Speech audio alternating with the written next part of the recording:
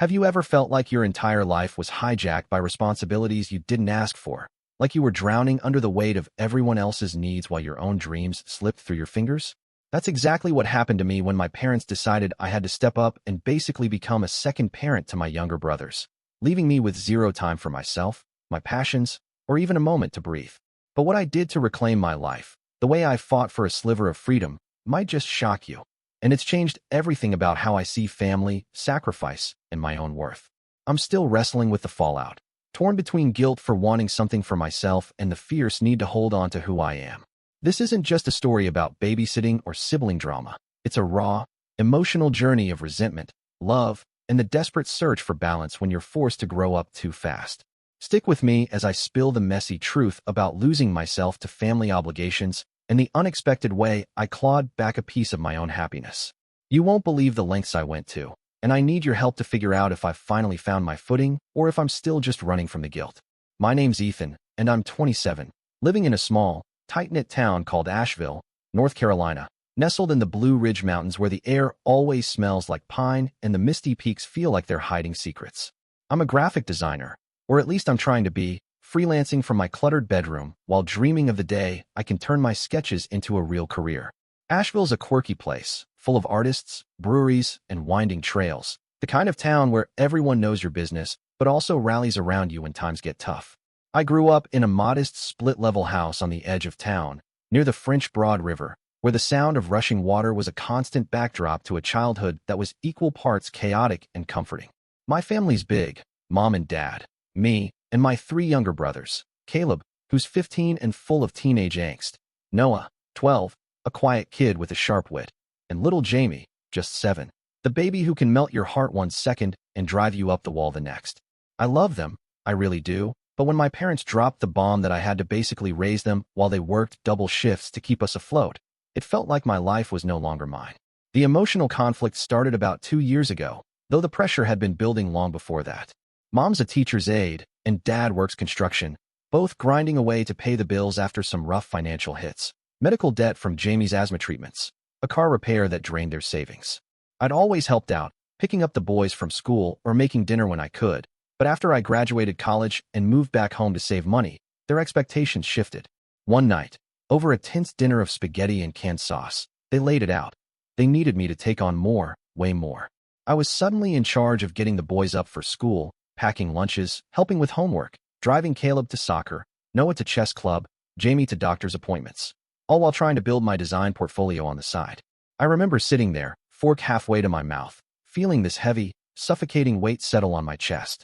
I wanted to scream that I wasn't their parent, that I had my own life to figure out, but the look in Mom's tired eyes, the way Dad's shoulders slumped, stopped me cold. How could I say no when they were barely holding it together? But deep down, resentment started to fester, a bitter seed that grew every time I had to cancel a client meeting to deal with a tantrum or skip a night out with friends to babysit. The internal struggle was relentless, a tug-of-war between duty and desperation that ate at me every day.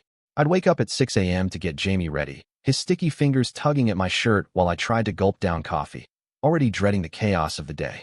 I'd drive the boys around Asheville, past the colorful murals downtown and the Biltmore Estate's sprawling grounds, my mind a million miles away, dreaming of a life where I could sketch in peace, hike the Appalachian Trail on a whim, or just sleep past sunrise without guilt. My bedroom, a cramped space in the basement with posters of old sci-fi movies and a desk buried under sketchpads, became my only escape. But even that was invaded. Jamie would barge in wanting to play, Noah would need help with math, Caleb would sulk about some fight with friends. I felt like I was disappearing, piece by piece, my identity as an artist, a dreamer, a 27-year-old with his own goals, eroding under the weight of being Big Brother Ethan, the guy who always had to be there. I loved my brothers, don't get me wrong.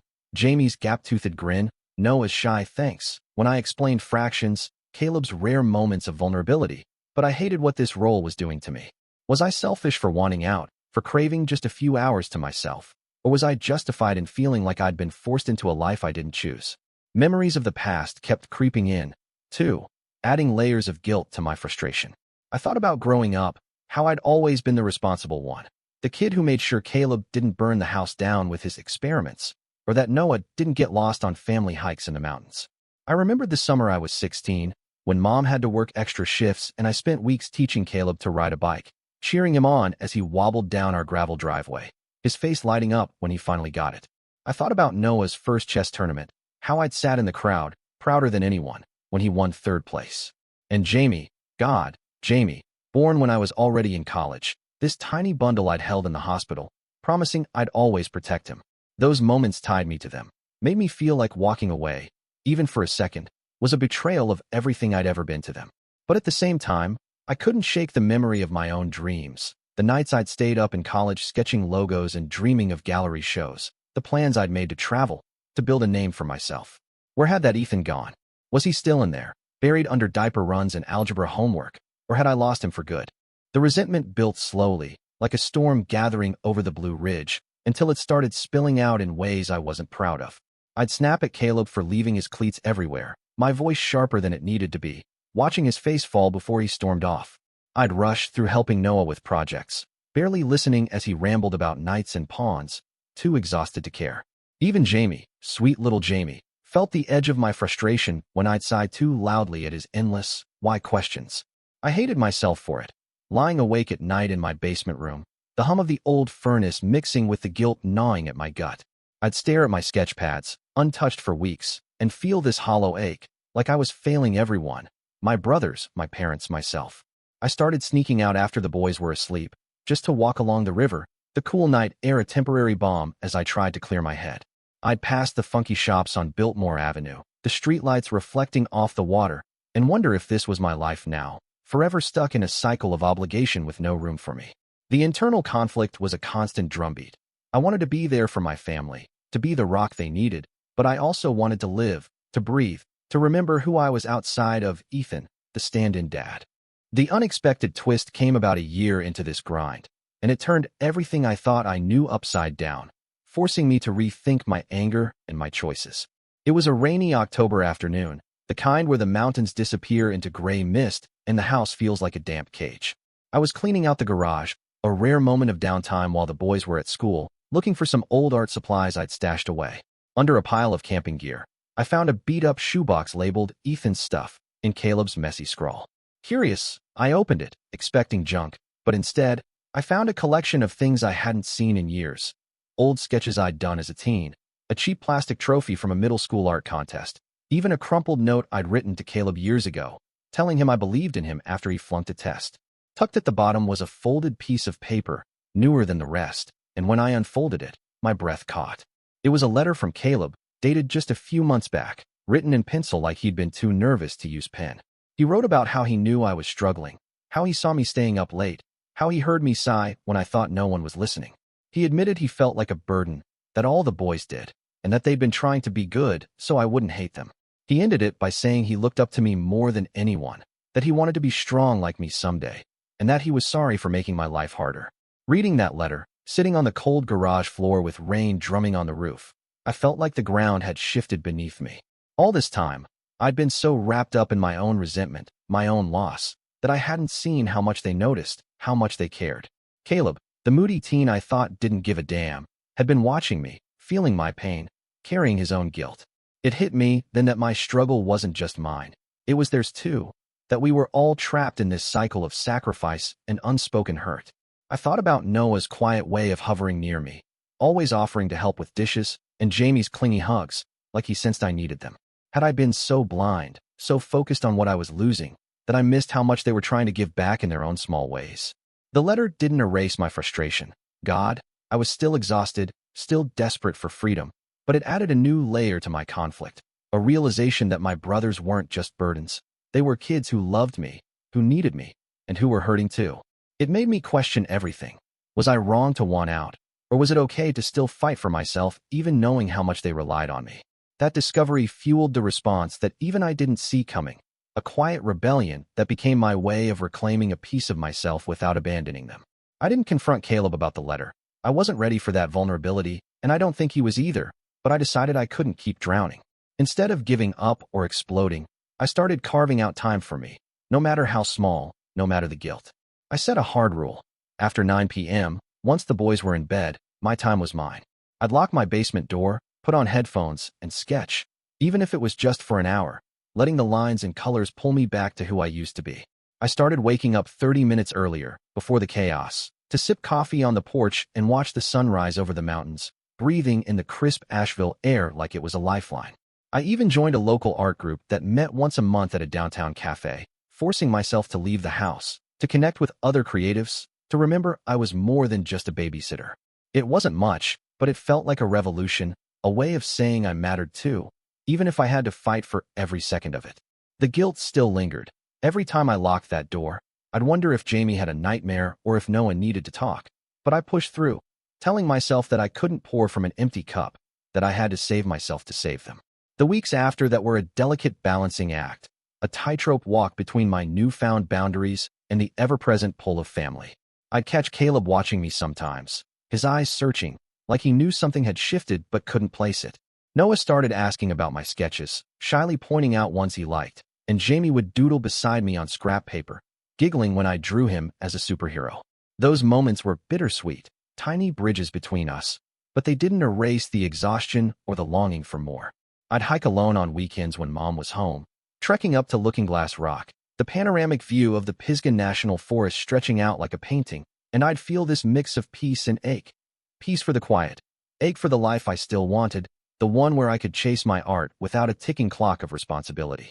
I started landing small design gigs, late-night emails with clients while the house slept, each one a spark of hope that I could build something for myself.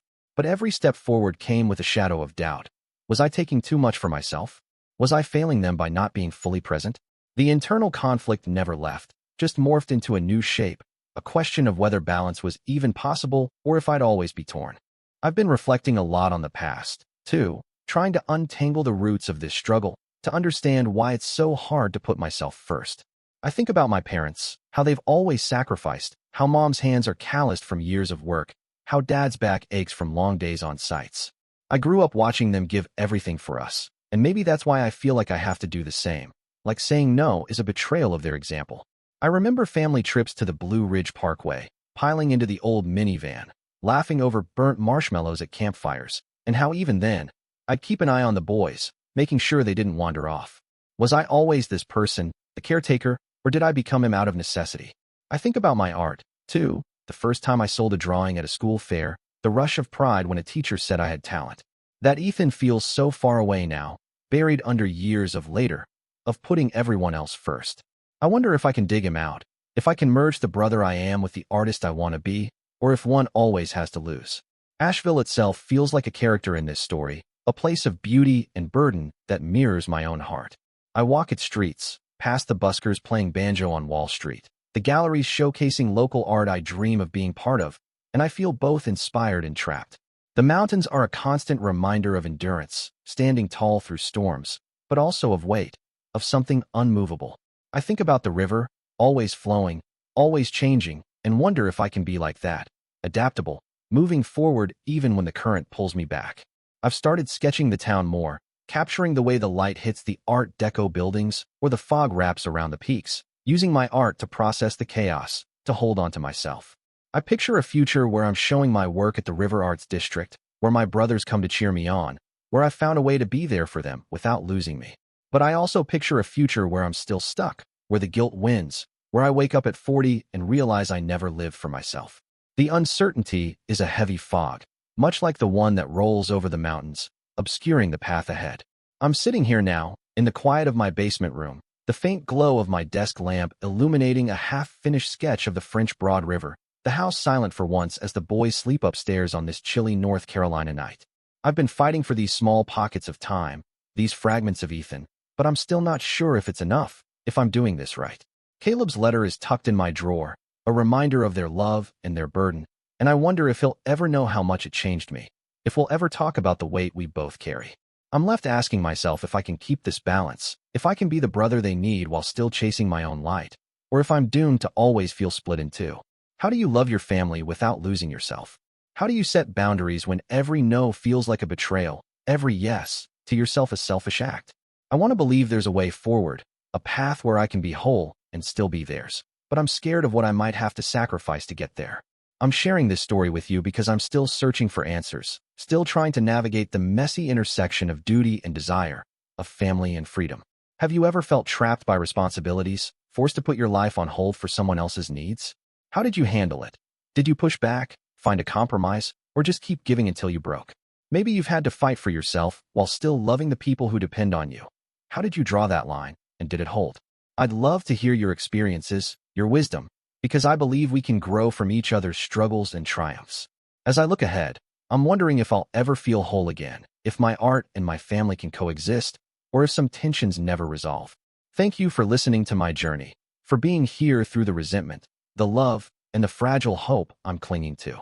I'm desperate for your thoughts as I figure out what comes next in this exhausting, beautiful, and uncertain chapter of my life.